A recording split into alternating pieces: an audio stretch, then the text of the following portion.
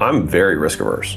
And so I probably need, like, what's the core changes that I need to have? I probably need to be a little bit more of a risk taker than I am. Like, I tend to always take the lowest risk path when I can. Even the idea of, like, when I quit entrepreneurship, or sorry, when I quit my job to start entrepreneurship, it was because I knew that the path that I was on was guaranteed not to get to me where I want. So this one, even though it was lower, like, I had a low chance of success, the other one had 100% failure guarantee.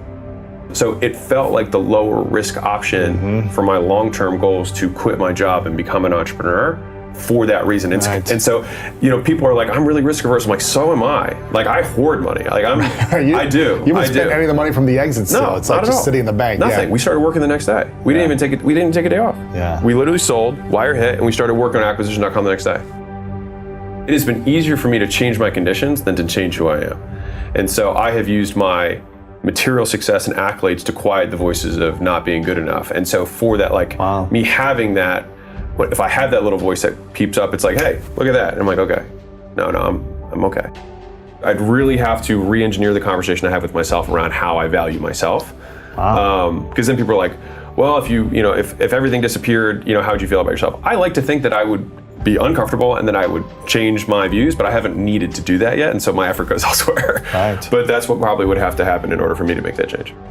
Everyone deals with this, you know what I mean? At every level you're dealing with this, of like feeling of inadequacy, feeling not good enough, feeling like you're not smart, feeling like you don't work hard, whatever it is. Like, I have that stuff all the time, because you think that the external circumstance is gonna solve that. And I would say that it does to a degree. It becomes a crutch. Right. But then you have this crutch, and then you just tie your self-worth to the accolade or the thing, rather than still yourself. And maybe I need to do more work.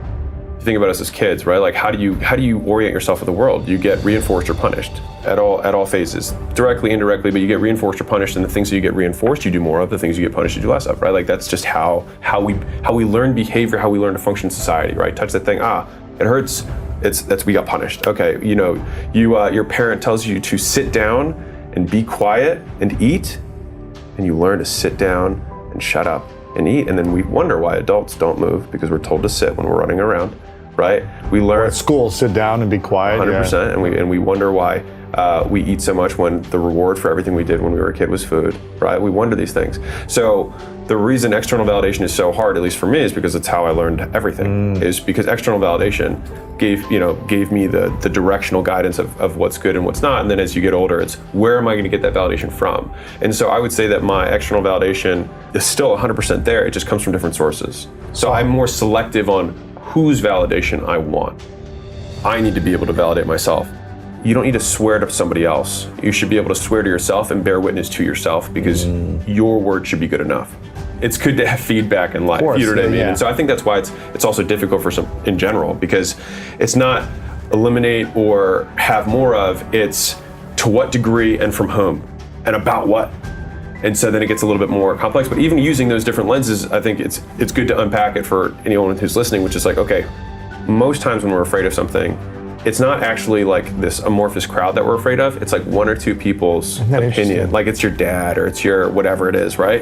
And you're worried about what they're gonna think. The line in the Bible that always scared me the most was, to whom much is given, much is expected. And so for me, I always felt like I was given a lot.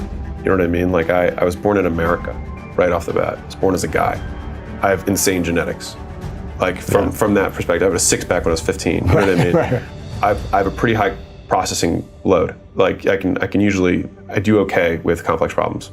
I was bilingual basically at birth, because parents talked to me a different language, so that gave me good language abilities. And so it's like these are all things that were given to me, right?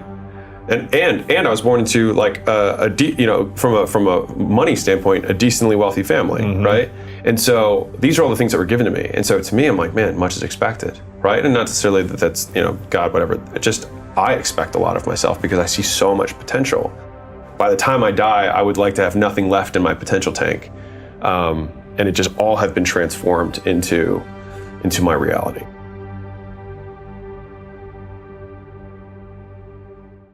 It reframed how I thought about being the greatest of all time, because I think a lot of people have that goal to be the greatest. I mean, a lot of people have that goal. But the more I thought about it, the more I was like, I can't have that goal, because if I did my job, then I have to have made people who are after me get there faster than I got there. And so the mark of the success is that I'm not the greatest of all time, but that other people who come after me are even better.